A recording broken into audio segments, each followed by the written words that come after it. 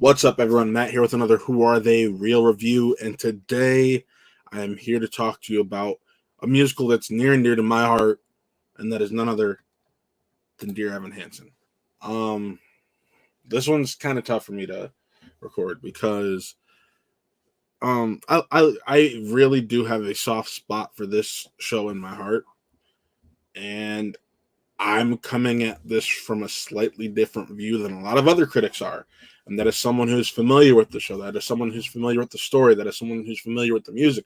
Because if you go and read a lot of these reviews, there are critics out there questioning, is this what the show's really about? I've never seen it, or judging things based off of how the show, how they think this can't be what the show is. But no, honestly, this is a lot of what the show is. Um, this movie is not a fun, uplifting musical. Let's get that straight right now. You have fun for maybe the first 30 minutes, and after the song Sincerely Me, it starts to get dark and morally gray. And the musical is the same way. That's just how it is. It's the exact same way.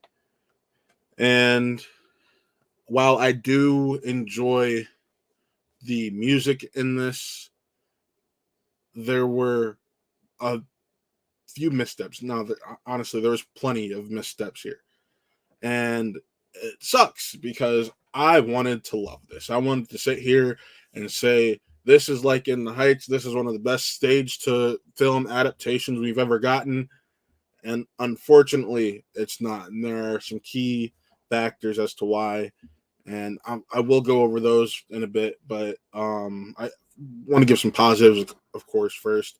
One of them being Amanda Steinfeld or Steinfeld. She was great as Alana, a character that not a lot of us care about.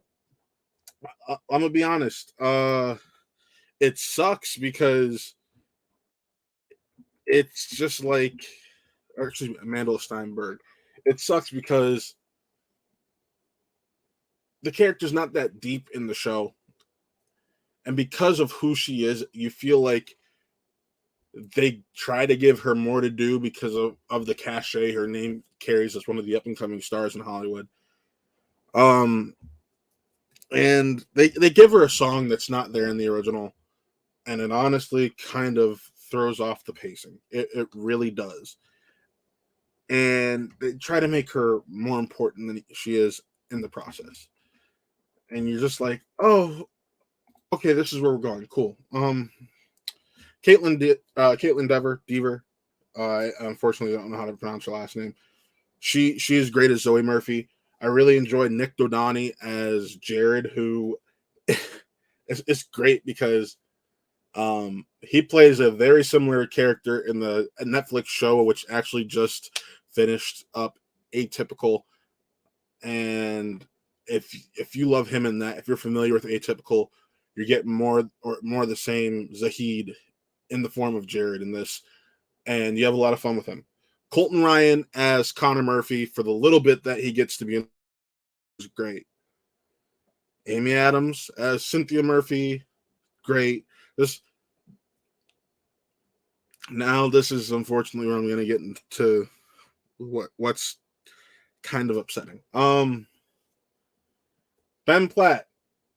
I love Ben Platt. Let me preface that because I do listen to the Dear Evan Hansen stage show a lot, the Broadway cast recording a lot.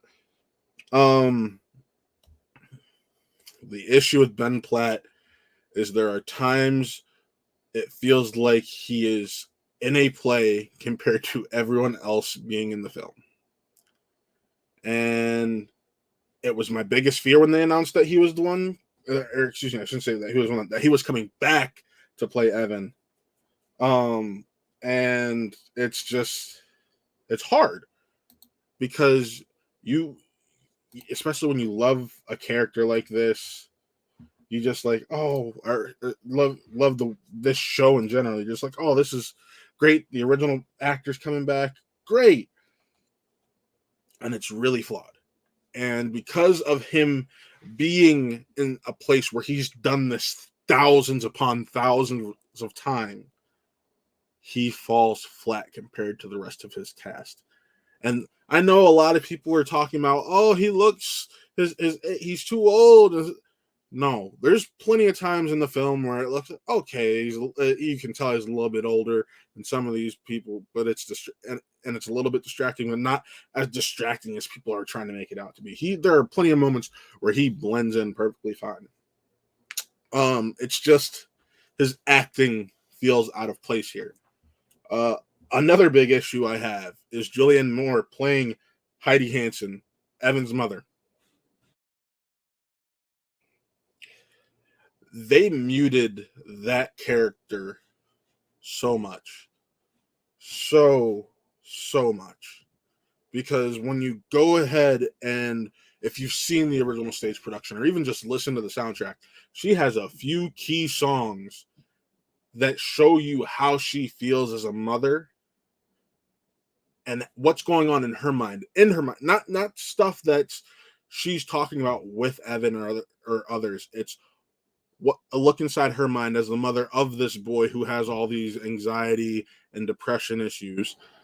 And those songs go to show you she actually cares.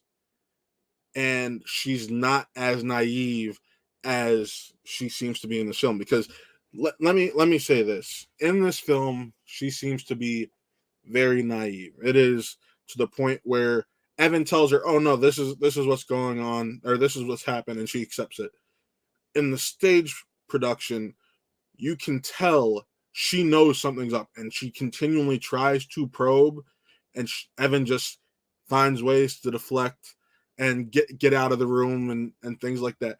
It's hey, this is no this okay, this okay, and then it gets to the point where she's like, "Oh, I didn't know." She could tell something was up, and it's sad because that's honestly one of the strengths of the stage show.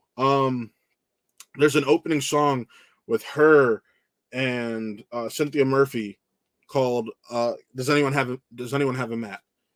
And that is the song that really gives you an insight to not only her mind, but Cynthia Murphy's mind, because they're both dealing with these boys who are troubled in different ways, but similar ways at the same time. And it does a nice job setting up the Murphy dynamic and the Hansen dynamic. And you don't get that. You just have to take it as you meet Connor, he screams at Evan, you see him again, he tries to be nice, he comes across the Dear Evan Hansen letter that mentions his sister, and he loses it. You don't get the extra layers, and exposition is spent later on in the film explaining his history. Doesn't work. Does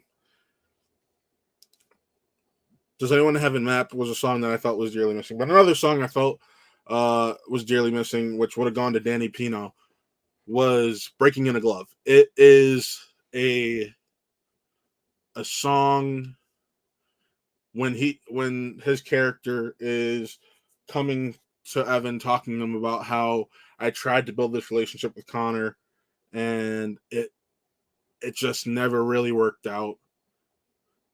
But let me give you this. It was a baseball glove I bought for him, he never used, and I know you haven't had this father figure, so let's try to help each other. Stuff like this, which add extra levels and layers to these characters, is what make the stage production much stronger. When you cut out songs like this and add songs for Alana and give that song a reprise and it's not that good, I'm sorry, it's not. I love Amanda Stenberg. It's not strong. They aren't strong. She's got a strong singing voice, but the song itself and its meaning fall flat. It was hard to sit here and be like, what am I going to give this? How am I going to handle this? And at the end of the day, I got to give Dear Evan Hansen a 2.5 out of 5 reels. This show means a lot to a lot of people. I get that it is troublesome. I get that there's things that happen in this show, and of course, it happens in the film, that are hard topics, and how things are handled go off the rails. I understand that. But there's still better. Bringing this to to film from the stage gives you the opportunity to improve on some of those issues. And you took away some of what made the stage show great and enjoyable and played it as straight moments. So at the end of the day, I'm giving Dear Evan Hansen a 2.5 out of 5. Doesn't have the same levity. It's not as strong as the production, but check it out for yourself. Dear Evan Hansen in theaters this Friday. Remember, like, subscribe, follow, all that fun stuff right here at Watt Real Entertainment. We got a lot going on for you. Thank you for watching this review, and have a good night.